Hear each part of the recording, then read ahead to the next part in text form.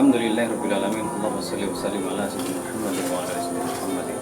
Saudaraku yang tercinta dan para pemirsa yang ada di rumah. Kali ini di momentum Ramadan 1436 Hijriah, saya akan menyampaikan hal-hal yang berkaitan dengan puasa. Hakikat puasa sudah Allah Subhanahu wa taala tuliskan di dalam ayat-ayat yang sangat masyhur tentang puasa. Ya ayyuhalladzina amanu kutiba alaikumusiyam kama kutiba alal ladzina min qablikum la'allakum tattaqun.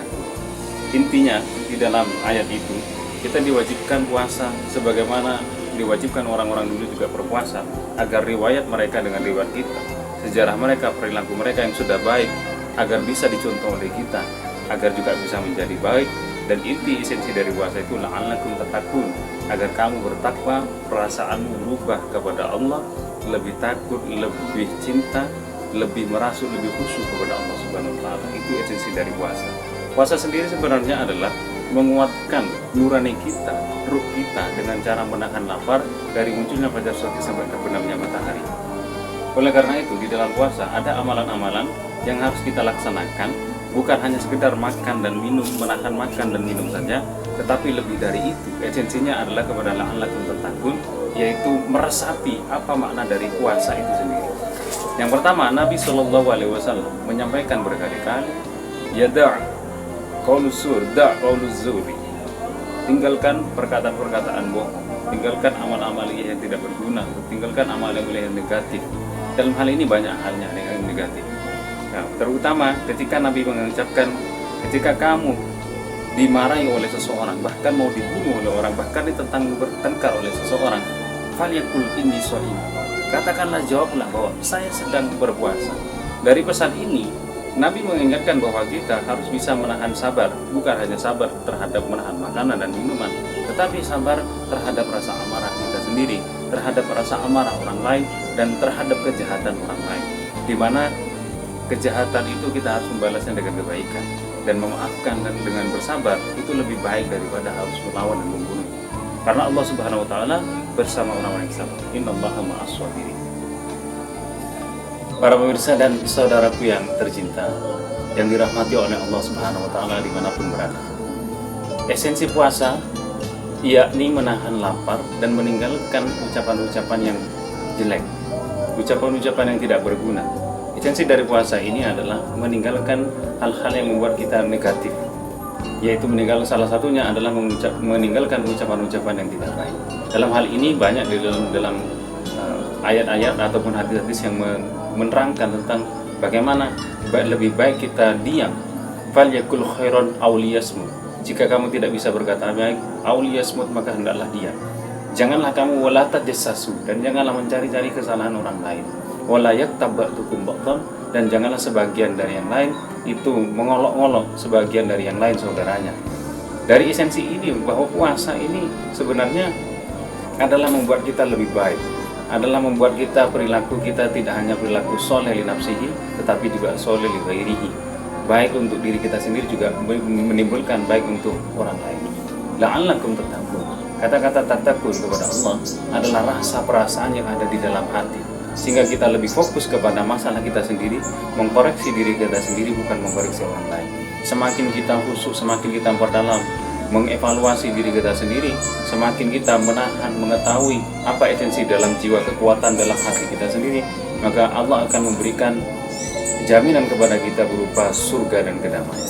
Oleh karena itu, dalam keterangan yang lain, Allah Subhanahu wa taala menceritakan bagaimana kisah-kisah seorang nabi dulu mengalami kesulitan dan ujian cobaan yang sangat luar biasa, dan mereka bisa sabar dan menahan serta menyelesaikan masalahnya serta tabah menjalaninya dengan cara esensi keimanan yang kuat, dan salah satunya adalah dengan puasa, menahan dari emosi, menahan dari makanan, menahan dari hawa nafsu, dan menahan dari jiwa yang amarah. Dan esensi ini akan berdampak kebaikan kepada kita. Puasa ini sangat unik. Orang kalau niat dalam ibadah-ibadah yang lain harus bersamaan dengan pekerjaannya.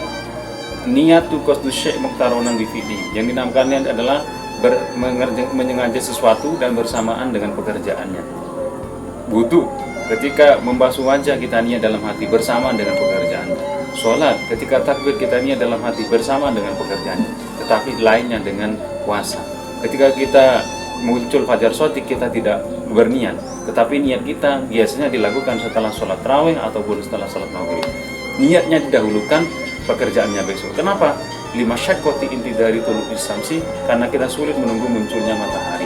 Dan ini menjadi rukhsah, keistimewaan sendiri bagi puasa.